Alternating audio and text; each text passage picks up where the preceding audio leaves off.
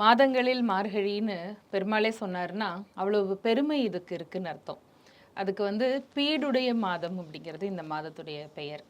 எவ்வளோ பெருமைகள் அப்படின்னா, பெருமாளுடைய அனுக்கிரகம் மட்டுமல்ல, சிவபெருமானுடைய அனுக்கிரகமும் சேர்ந்து நமக்கு இருக்கக்கூடிய மாதம்.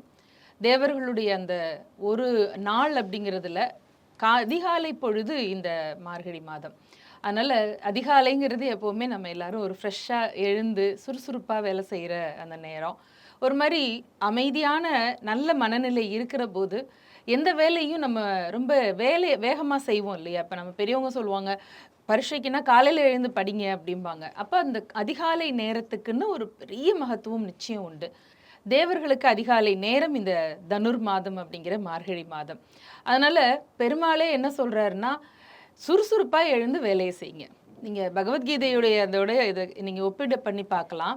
யாரு கடமைய செய்றானோ அவனுக்கு வெற்றி வருது. தொடர்ந்து உழைச்சிட்டே இருக்கிறவங்க கண்டிப்பா டெஸ்டினேஷன போய் சேர்ற மாதிரி, அதுதான் இதோடைய உள்ளர்த்தமாக நாம எடுத்துக்கணும். 1. அடுத்தது நீங்க கேட்டது ஆண்டாளுடைய அந்த அபரிமிதமான காதல். சில பேர் பிறந்து பல வருஷத்துக்கு அப்புறமா எதுக்கு பிறந்தோம் அப்படின்னு யோசிக்கிறது உண்டு. பல வருஷத்துக்கு அப்புறமும் அந்த யோசனையே வராதவங்களும் நெறைய பேர் இருக்காங்க.